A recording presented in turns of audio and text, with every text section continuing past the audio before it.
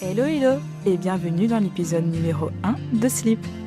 Dans notre épisode d'introduction, on a voulu poser les bases de notre aventure vers un mode de vie qui nous conviendrait mieux. Aujourd'hui, on a décidé de discuter de ce qui nous a amené à vouloir créer ce podcast. Alors bienvenue dans l'épisode numéro 1, celui qui parle de cette période de la vie durant laquelle on se façonne. On apprend, on échoue, on se construit et on grandit.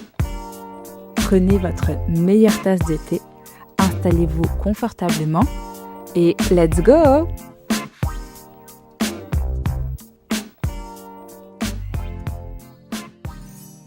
Oh Julia, Ouais. j'ai vu sur Instagram que tu avais dit que quand tu serais grande, tu voudrais être chanteuse.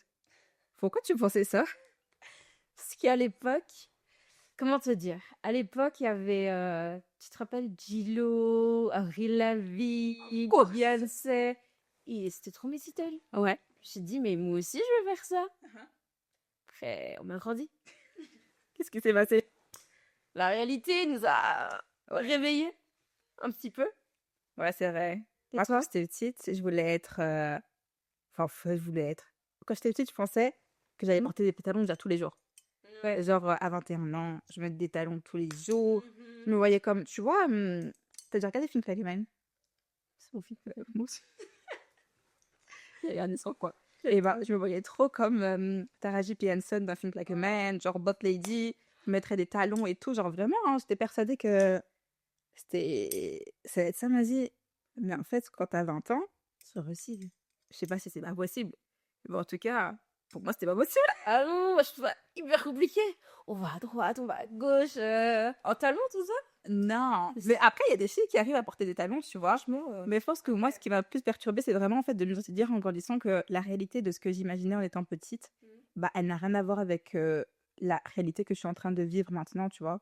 Et c'est normal et c'est ok parce que on évolue et on se rend compte des réalités de la vie. Et Oui. peut-être aussi qu'avec la génération dans laquelle on a grandi, vu qu'on fait partie de la Gen Z, bah, c'est un peu plus différent que les millennials qu'on voyait. Donc, tu as vu, quand nous, on était petites, les grandes qu'on voyait, c'était des millennials. Ouais. Mais du coup, maintenant, les grandes qu'on est, maintenant, on peut passer de la Gen Z. Et du coup, bah, Je peux pas. c'est pas du tout la même manière de fonctionner. C'est Non. pas du tout les mêmes pensées. C'est pas, on n'a pas grandi on n'a pas baigné dans la même chose. Toi, nous, on a grandi genre dans le numérique. Ah, mais vraiment, nous, on a connu l'arrivée, j'abuse, l'arrivée d'Internet, mais l'évolution d'Internet, moi, je l'ai vu. Hein. Bah oui, moi aussi. Facebook, j'ai vu tous les visages qu'il a changé. Instagram, il a changé combien de fois de logo. Est-ce que la nouvelle génération, elle sait ça? Rappelle Instagram au début. Oui, avec... C'était quoi? Un cadre brun? C'était un Polaroid, ouais, Ouais, un truc comme ça. avec de l'arc-en-ciel au bout. Aujourd'hui, c'est quoi aujourd'hui? C'est C'est rose avec des... ouais, comme ça. Yeah, ça a évolué. C'est plus ça? Et si, c'est ça. Mais c'était vraiment bien Instagram avant. Ouais, c'est trop bien. En vrai, t'as vu, tu postais juste tes photos. Genre, c'était comme ton carnet de photos. Et Mais tout. vraiment. Tu mettais des Faut hashtags. sortir le chien. C'était vraiment bien. C'est trop bien. Mais C'est ça. ouais, c'était simple, c'est vrai. Et oui, c'est vrai qu'on est une génération, la Gen Z, la génération qui pose problème. On est un peu... Après, je sais pas si c'est... Enfin, si c'est si. C'est peut-être notre génération qui pose problème, c'est vrai. On est dans l'air. C'est Ouais. l'air, en tout cas, qui cause que... Actuellement, c'est... Après, t'as vu, j'ai l'impression vraiment que... Peut-être pas toutes les personnes, mais beaucoup de personnes de notre génération, notamment dans nos années 97, 98, etc., bah, on a un peu perdu, tu vois, dans ce qu'on veut faire. Parce que c'est super bizarre parce qu'on est vraiment genre à la charnière entre donc, les millennials juste avant nous et nous, on est vraiment le début de la Gen Z, tu vois. Ouais, c'est ça. Mais je me sens pas non plus genre comme nos petits frères Non. qui sont vraiment de la Gen Z, comme nous au final, mais je me sens pas non plus comme les millennials. Et j'ai l'impression qu'on est un peu entre les deux. Et à chaque fois, je me dis genre, tu sais, t'as vraiment ce côté des millennials qui sont vraiment là, ou du moins, t'avais l'impression que le système, c'était vraiment genre avoir un emploi stable, l'argent est égal à la sécurité, tout est plus ou moins cadré, tracé, etc. Et le chemin, c'est plus ou moins ça. Et puis, cette génération, elle s'est un peu pris un mur face à une certaine réalité, avec les crises économiques, etc. Et du coup, peut-être que beaucoup de leurs attentes ont été vouées à l'échec, ou il y a eu beaucoup de désillusions, je pense. Ce qui fait que nous, on arrivait juste après ça. Et en fait, nous, on arrive dans une génération où les modèles d'avant, ben, on a l'impression que changer. c'est ça et que c'est peut-être plus aussi pertinent. Et vu que tu as vu, on est là avec les réseaux sociaux, on a accès à l'information de ouf, on a accès à l'éducation aussi peut-être d'une autre manière. Au final, tu veux Les savoir trucs un les truc sur, différents qui sur Ouais, Internet. ouais, oui. Tu regardes ça, telle personne t'explique ça. Ça vient même à toi, tu vois, genre tu te dis... Tout vient à nous et ça change. Est-ce qu'on va parler de notre ami Tchad? alors, Est-ce qu'on parle de Tchad? Je sais pas, mais chat GTP, GPT, GTP, GPT? Chat GPT, GPT? Mais franchement, lui, est-ce que les millennials, c'est ça? ouais. Est-ce que eux, tu vois, si à leur époque, ils avaient ce genre de logiciel, est-ce que ils seraient pas nous aujourd'hui? Parce que nous, on est perdus parce qu'on a accès à tellement de choses. Avec des nouveaux Ouais. métiers, parce qu'on va pas se mentir, aujourd'hui, youtubeur, à une époque, on rigolait de dire Mm. quoi, tu vas gagner ta vie parce que tu poses des vidéos sur Internet? Bah, c'est vrai que ça faisait pas partie des schémas classiques. Et le fait d'avoir Internet, accès à Internet et beaucoup de contenu et beaucoup de choses, bah, ça nous fait aussi prendre conscience que le monde est grand, le monde est vaste. Maintenant, tu peux vraiment voir ce qui se passe à l'autre bout de la planète de manière instantanée, tu vois. Et je pense que ça ouvre aussi beaucoup le champ des possibilités. Ça l'ouvre tellement qu'au final, bah, tu as tellement de possibilités que tu es perdu. Tu peux faire ça. Le monde du travail, il a changé. Il a évolué. Tu peux travailler de chez toi. Tu peux travailler depuis Bali alors que tu habites ici. Tu vois, c'est des modèles qui n'existaient pas trop avant et qui Et n'étaient même pas très démocratiques. Oui, oui, totalement. Mais c'était même pas une façon de penser. Je pense que jamais tu te serais dit que tu pouvais faire ça. Tu vois, c'est vraiment tout un truc qui a changé. Et même, je trouve qu'on est une génération. Le terme, c'est drôle, mais moi, je dis qu'on est gourmand. On est vraiment gourmand dans le sens où on veut tout. On veut le monde. On veut le monde. On veut plus souffrir. On veut tout maintenant et sans condition. Tu vois? Je vois exactement On ce est que trop tu la génération en mode pas content, pas content. Dès qu'il y a un truc, combien de fois j'ai entendu ouais, la cancel culture, tu vois, enfin, tu dis un truc qui va de travers, ok, toi t'es fini, tu vois. Genre, on est une génération, on est trop, on est agité. On est une génération qui, on n'est plus comme, je dis pas que les millennials c'est que nos parents, mais vraiment, C'est même c'est après nos même parents. après nos Ah, parents. 1981. C'est 81? Ouais. Hein. Ah ok, oui. Donc cette génération... pardon. Je vais dire, eux, c'est vraiment une génération qui, pour la stabilité de leur futur, ils vont se dire, ok, mon boss, il est relou, mais vas-y, je pense sur moi. De toute façon, j'ai mon crédit à payer, j'ai mon truc à payer. Nous, on est trop en mode, et alors? Qu'est-ce qui va se passer? Tu vois? Après, moi, je me sens peut-être un peu plus entre les deux. Hein, parce que d'un côté, j'ai ce côté de je veux vivre mes rêves, je veux exaucer, faire tout ce que je veux, etc. Et pouvoir le faire pleinement. Mais j'ai ce côté aussi où j'ai besoin de stabilité. Ouais. Et en fait, c'est là où moi, je me sens vraiment perdue parce que, en fait, j'ai ce côté-là de, bah, de base, moi, tu sais, que je voulais vraiment faire un métier traditionnel. Ouais. Et en fait, c'est ça qui a été très compliqué dans le début de ma vingtaine. C'est que je voulais faire un métier traditionnel et ça n'a pas été. Et je voulais faire ce métier depuis mes 12 ans. Je voulais devenir pédopsychiatre, vraiment depuis mes 12 ans. Alors pour moi, c'était simple, c'est tracé. Je vais faire ça, ça, ça, ça, ça. Mais ça n'a pas été. Et avec le recul, pardon, je sais très bien que c'est peut-être pas... c'était sans doute pas ma vocation, vraiment. Mais j'étais persuadée que je voulais faire ça. Et le fait d'avoir vécu cette désillusion par rapport à ce travail-là que je voulais faire, que ça n'ait pas été, etc., bah, j'ai dû réfléchir à un travail que je voulais faire. Et après, j'ai étudié l'économie, puis les relations publiques. Et pour moi, les relations publiques, c'était tellement pas un travail genre... Le futur. c'est même pas une question de futur, je pensais même pas au travail dans le futur. Pour moi, c'était pas un travail traditionnel. Ok. Et du coup, pour moi, c'était pas un vrai travail, ce qui est totalement faux, tu vois. Mais dans ma tête, en fait, Attends, moi, je veux dire. je voulais me dire, si demain, il y a la guerre, il faut que je sois utile. Donc, si j'étais médecin, j'allais être utile, tu vois. Ouais. Mais si je faisais les relations publiques, après, sans doute, tu vois aussi. Mais dans ma tête, c'était vraiment, il fallait que j'ai un travail hyper stable, hyper traditionnel, etc. Parce que c'est ça qui existe comme modèle. Et en fait, dans notre génération, c'est là qu'on a vu que finalement, non, il y avait d'autres modèles qui existaient et qui étaient tout à fait aussi légitimes, finalement. Totalement légitimes. Et moi, c'est ça qui m'a un peu perturbée. C'est là, genre, ok. Et au final, tous ces autres domaines qui sont tout à fait légitimes, c'est les domaines qui m'attirent. Qui t'attire? Qui m'attirent beaucoup même. Et du coup, j'étais là, genre, ok, j'aimerais trop faire ça, mais c'est un travail traditionnel. Ça te met pas en sécurité. Je sais pas trop. Et là, je suis encore là dans le bon. Là je manage un peu mieux le truc, tu vois. Je comprends que je peux faire un travail qui n'est peut-être pas ma vocation, Mhm. mais finalement, développer sur le côté un travail Les, qui l'est. Tout à fait. tout simplement. Tout à fait. Mais au début, j'étais là un peu genre, bon, qu'est-ce qu'on fait? Et avec toutes les possibilités qu'on a, tous les trucs qu'on a, c'est là genre, où est-ce que je veux, qu'est-ce que je veux faire? Où est-ce que je veux faire? Enfin, où est-ce que je veux faire? De toute façon, Que tu veux. qu'est-ce que je veux faire? Mais je vois ce que tu veux dire, puisque à cette époque-là, je dis ça comme si c'était il y a longtemps, mais c'est presque. À cette époque-là, en fait, les métiers de base dans ma génération, c'était quoi? Médecine, ingénieur, droit, il y avait les finances aussi. Enfin, il y avait vraiment cette ligne. Il y avait 4 chemins et tu devais prendre un de ces chemins.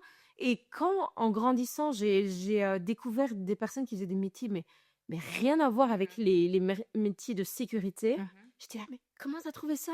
Où t'as vu ça? Et j'étais là, mais en fait, on était vraiment avec des œillères, tu vois. Ouais, c'est ça, mais soit les métiers manuels, soit les métiers que tu cites, tu vois. Oui, voilà, c'est ça. Donc, tu savais pas trop où aller. C'est en grandissant que quand tu as vu que vraiment le métier, parce que moi aussi, avant, je voulais faire un métier de sécurité dans la médecine, je me suis dit que enfin, c'est pas là où je voulais terminer. Avec le temps, je me suis dit, ah, mais c'est vrai que le côté artistique, c'est assez intéressant. Mais tu as peur d'y toucher parce que c'est tellement abstrait. Tu te dis, mais est-ce que c'est bien, c'est pas bien? Et vu que ça commençait à venir, il y avait de plus en plus de personnes qui montraient l'artistique dans la photo, dans les vidéos. Mais ça venait tout doucement, donc c'était assez timide. Donc c'était compliqué de se lancer quand il n'y avait pas beaucoup d'exemples, tu vois. C'est vrai, c'est vrai. Le divertissement aussi, c'est vrai que non, c'est vrai que c'était un peu compliqué de se lancer et surtout d'avoir une perspective d'avenir en fait. Ouais. Je pense qu'au final, il y a des gens, et après, je pense que ça a été vraiment les fondateurs de quelque chose, soit des premières personnes sur YouTube, les premières personnes qui faisaient des photos, qui postaient sur leurs réseaux, etc. C'est des gens qui de base sont passionnés. Donc, indépendamment du fait que ces gens-là, ils aient eu peut-être un 9-17 dans n'importe quel métier qui était plus ou moins traditionnel ou connu à l'époque, bah, j'ai l'impression que c'est des choses qu'ils auraient quand même fait. Alors que maintenant, peut-être qu'on va se dire genre, ah ouais, c'est peut-être un métier que je pourrais faire et qui pourrait être opportun ou qui pourrait être quelque chose. Mais tu vois, les premières personnes qui l'ont fait, c'est des gens vraiment qui, Le voulait. ils étaient passionnés de Des ça. pionniers. C'est même pas genre, je vais en faire mon revenu et tout, tu vois, c'est vraiment genre j'aime trop et en fait j'ai envie de le faire et c'est bien, les Américains eux aussi font un tout avant tout le monde, donc tu vois aussi les Américains sur YouTube et tout, tu te dis bah en fait pourquoi je le ferais pas ici aussi. Et moi je trouve ça vraiment admirable parce que c'est vraiment eux qui ont posé des pierres pour que les gens après fassent ce qu'ils font. Métier. Ouais, ils les développent et ils se disent, ah non, peut-être qu'on peut se faire des sous avec ce qu'on aime bien faire. Donc, c'est aussi une génération, du coup, qui a allié travail et plaisir. Je dis pas qu'à l'époque, le plaisir n'était pas là. Je sais pas et je sais qu'il y a sûrement des gens qui ont aimé de ouf leur travail, mais aujourd'hui, c'est plutôt dans le sens où, par exemple, je veux pas dire de bêtises, mais les métiers comme monteur vidéo. Ouais. Mais monteur vidéo, je parle encore de la sphère réseaux sociaux. Je sais pas si avant c'était comme aujourd'hui. Après je pense que c'était peut-être plus comment dire, je sais pas parce que je connais pas le domaine non plus, mais peut-être qu'en fait ça le fait qu'il y ait eu tout ce qui est réseaux sociaux, YouTube, etc., enfin c'est un réseau social, ça a ouvert certaines possibilités, certaines portes. Alors peut-être qu'avant, tu étais monteur vidéo pour un documentaire, ce qui allait passer sur Arte, et que maintenant, bah, en fait, au niveau de tes possibilités, de ta clientèle, tu as beaucoup plus de choix. Et surtout le fait que nous, on est vraiment une génération où, vu qu'on grandit à l'ère du numérique, on a beaucoup de possibilités d'apprendre de manière autodidacte. Ouais, Donc on est très créatif, on apprend beaucoup de nous-mêmes, et alors, indépendamment de ça, bah, en fait, tu as des gens qui sont autodidactes, qui ont peut-être monteur vidéo, tout simplement, qui n'ont pas fait d'études pour, qui n'ont pas, tu vois, qui sont juste, voilà, genre, peut-être qu'ils ont un autre travail à côté, puis que leur side hustle, c'est genre être monteur vidéo. Donc, ouais, on a vraiment une génération qui, à ce niveau-là, bah, on a beaucoup de chance. Je pense qu'on a beaucoup de chance d'avoir eu la possibilité d'apprendre parce qu'on a accès à beaucoup, beaucoup de choses. Et aussi, on a beaucoup plus conscience des réalités du monde, des enjeux politiques, climatique, sur l'identité, tout ce genre de choses, sur la santé mentale. Et c'est ce que tu disais du coup tout à l'heure. Mince, j'ai oublié ce que tu disais tout à l'heure. Mais Aussi, oui, tu disais par exemple maintenant, genre ça va pas, je démissionne, tu vois. oui, Parce que- et c'est parce qu'en fait, on se rend compte que les priorités en fait. On se on met fait- en priorité par rapport au on a pris travail. conscience, c'est ça Ouais. exactement. On a vraiment pris conscience que la santé mentale, c'est important parce qu'on a grandi dans une culture qui a vraiment mis en avant certaines choses, qui fait que peut-être qu'avant que les gens le savaient peut-être, mais c'est peut-être pas aussi, oui, enfin, pointé du doigt. Ouais. Ce qui fait que maintenant, en fait, on est tous au courant. Donc, en fait, tu vas pas marceler. Tu vas pas marceler, tu vas pas... On n'est pas venu ici pour souffrir, ok? Dans mon compte. Totalement. Même le burn-out, il n'était pas reconnu avant. Tu vois? Pas autant que maintenant. Or que maintenant, il l'est. Tu vois, c'est reconnu. Donc, oui, il y a un avancement de fou et on est dans une génération un peu entre deux. La génération entre deux. La génération qui veut faire les choses. C'est trop drôle. Franchement, on est vraiment dans un truc trop drôle. Parce que autant on arrive dans notre ère à nous, donc la Gen Z, qui, bah, on a Internet qui évolue, on a les réseaux qui arrivent, on a plein de trucs qui arrivent. Mais en même temps, on a encore les anciennes pensées des millennials avec les fais vite ta famille, marie-toi vite, fais ça vite. Donc on se voit sur une jeunesse elle est pas courte, mais elle est courte. Tu vois? On a une jeunesse, on te dit profite de ta jeunesse, elle est courte, mais on se rend pas compte à quel point elle est vraiment courte, tu vois? Mais après, je pense que c'est même pas juste une question de jeunesse. Parce que c'est genre une question de... Parce que là, du coup, nous, on est dans la vingtaine et c'est notre jeunesse. Oui. Donc, c'est ce qu'on est en train de vivre. Donc, la Gen Z, c'est vrai que maintenant, on est dans notre... Ouais, on a moins de 30 ans. On est vraiment tous moins de 30 ans. Mais je pense que quand nos attentes ne racontent pas spécialement notre réalité, que l'on se retrouve dans un monde avec 1001 possibilités et de nouveaux modèles, c'est pas toujours facile de trouver sa voie. Grandir, c'est se confronter à la réalité. C'est prendre conscience du monde qui nous entoure, s'apprendre soi-même et établir petit à petit les fondations de qui l'on est pour savoir où l'on va. Et toi, qu'est-ce que tu voulais faire quand tu étais petite ou petit? Qui tu voulais être? Et qui es-tu aujourd'hui?